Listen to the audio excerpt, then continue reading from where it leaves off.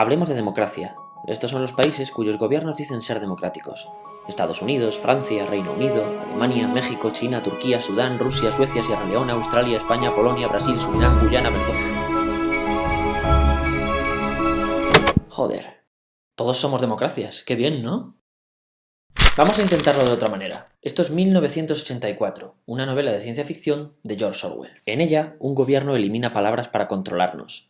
Imagina que eliminas del diccionario palabras como guerra, violencia, asesinar y cosas así, pero dejas paz. Cuando en un país no hay paz, ¿qué dirás? No puedes decir que hay guerra, esa palabra no existe. Acabaríamos diciendo que hay menos paz. Llamaríamos al problema con el nombre de la solución. Una auténtica locura. ¿Y si nos está pasando algo parecido? ¿Qué haces? Pues un vídeo como... ¿Un vídeo como el de Siria? Pues sí, bueno, os presento a mi padre. ¿Me puedo quedar a mirar? ¿Quieres que te ayude? Sí, venga. ¿Cuál dirías que es nuestra forma de gobierno? Pues la democracia. Vale, vivimos en democracia. ¿Por qué? Pues porque hay elecciones, que es algo que nos costó mucho conseguir. Vale, las elecciones son una conquista ¿Del pueblo? Vale, del pueblo. ¿Y a quiénes elegimos? Hombre, a los políticos más preparados. Vale, o sea que los políticos son gente preparada. Sí, y si no te gusta lo que han hecho, les echas. El pueblo manda. Vale, o sea que el poder está en los ciudadanos. Sí, bueno, a ver, aquí no puede mandar todo Cristo, si no sería una locura. No se puede dar el poder al pueblo porque sería una locura. Un poco contradicción, ¿no? Hombre, sí, pero para eso están los partidos. Vale, los partidos. Sí, si les votas habiendo leído el programa electoral. Vale, o sea que el programa electoral es muy importante. ¿Y te fías de que lo van a cumplir? Hombre, no mucho. Pero es que todo el mundo desconfía de los políticos. Sí, apunta eso también. Vale, ¿y de dónde viene la democracia? Pues de los romanos. Bueno, no, de los griegos. Sí, de Atenas. Ahora que a ti que te gustan los mapas... Bueno, pero nuestro sistema de gobierno no viene de Grecia. Sí, pero Grecia es... El poder puede ser visualizado como una pirámide. Arriba están los que pueden hacer las leyes, los que mandan, vaya. Abajo los que obedecen. Y así era muy básicamente como nos organizábamos hace 200 años. Este señor era el rey. Ya sabes que ser rey se hereda. Y solo podían ser reyes sus hijos. El resto de la gente estaba aquí. En Francia, para que no fuera tan visible que ellos tenían todo el poder, los reyes consultaban de vez en cuando a una asamblea donde estaban los nobles, la iglesia, y de todo este resto que quedaba, se eligió a la gente con profesiones prestigiosas, abogados, comerciantes, los burgueses. A los burgueses les había volado la cabeza un libro, El contrato social, de Rousseau. Rousseau dijo que todos debemos participar en hacer las leyes. De lo contrario, no son leyes.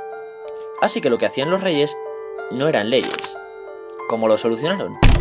Quitando al rey. Ahora, ¿quién haría las leyes? Rousseau dice que para que una ley sea ley, todos debemos participar en hacerla. Pero hay varias maneras de que todos participemos. Una de ellas es que elijamos a representantes. No haremos las leyes nosotros, pero nos consultarán y nos pedirán permiso para aprobarlas. Perfecto.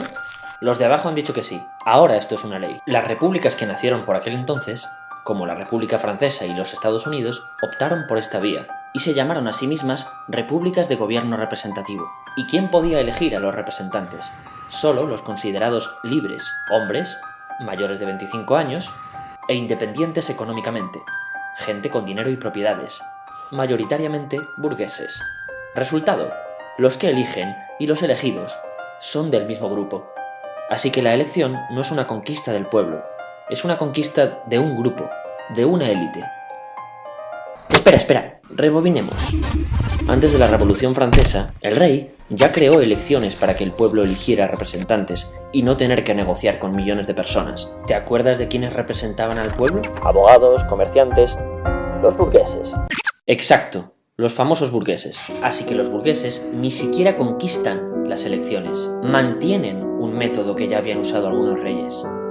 Era bastante obvio que un grupo había hecho la revolución para ellos solos. Tocqueville, el primero en estudiar la joven república norteamericana, dijo: no le temo al sufragio, la gente votará lo que se le diga. ¿Por qué? Porque si tienes que elegir entre varias opciones, quien tenga más dinero hará tan visibles las suyas que las convertirá en las únicas. Mientras, la gente empezó a exigir que pudiera votar todo el mundo, así que más y más gente empezó a acceder a la posibilidad de votar, el famoso sufragio universal, pero tan centrados en obtener el voto La gente se había olvidado de una cosa. Rousseau había advertido algo sobre los representantes. Para que una ley sea ley, todos debemos participar en hacerla.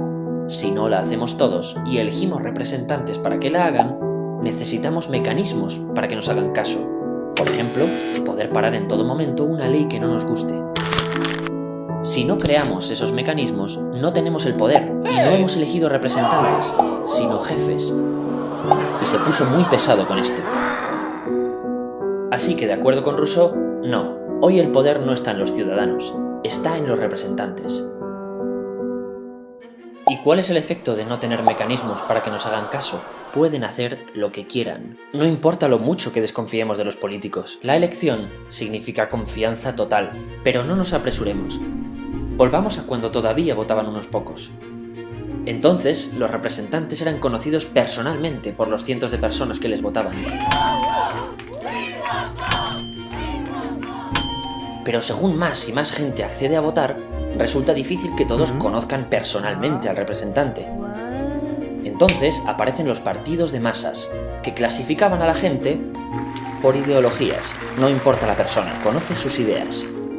Aquí nacen los programas electorales, paquetes de promesas que hacen los partidos. Sin embargo, acuérdate de cómo está hecho el sistema. Por mucha vivienda que te haya prometido, no hay mecanismos para que el representante que elegiste te haga caso. El único mecanismo es votar a otro, pero eso tampoco te da ninguna garantía. Entonces, ¿cómo de importantes son los programas? Nada, los programas electorales no tienen importancia.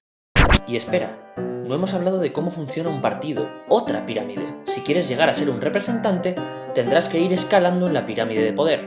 ¿Cómo se hace? No siempre como uno espera. Primero, diciendo que sí a todo.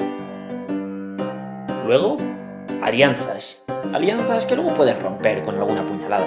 Y cuando seas alguien, juega tus cartas de promesa. Diles que te acordarás de ellos cuando llegues arriba. Vale, ¿quiénes suelen llegar a la cima?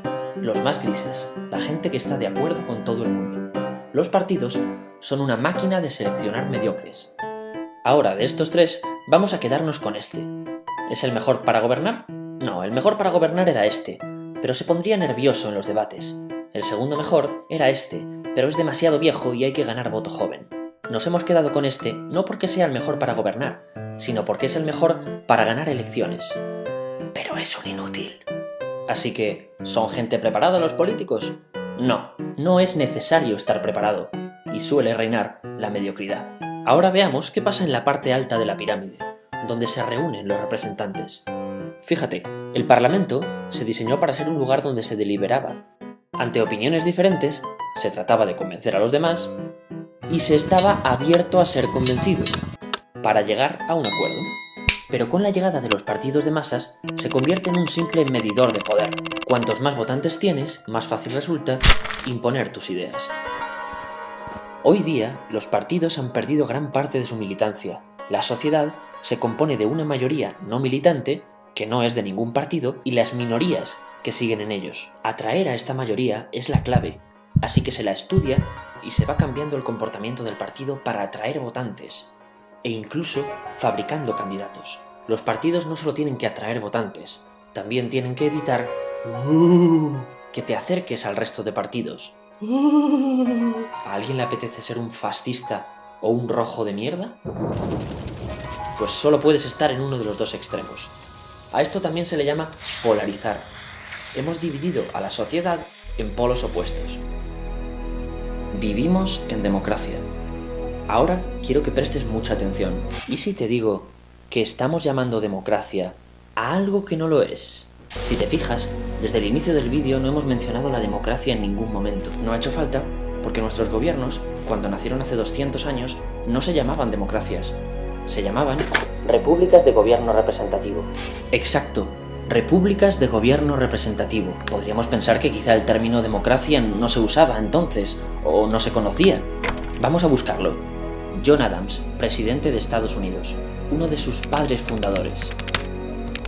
La democracia degenera en anarquía.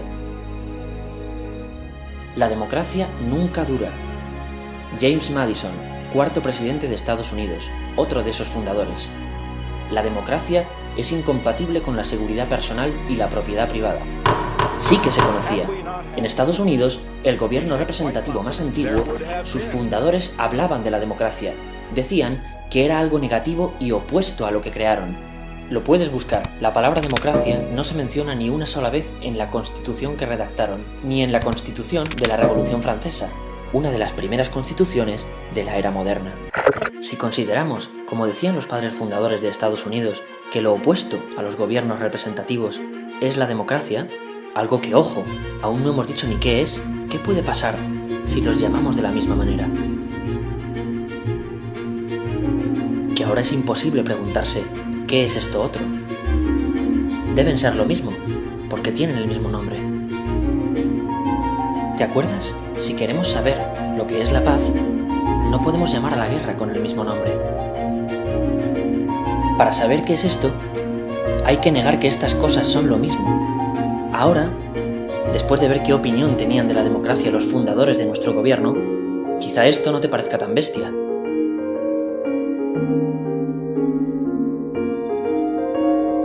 Bueno, igual sí que es un poco bestia. Bueno, por muy bestia que sea, es la única manera de preguntarse.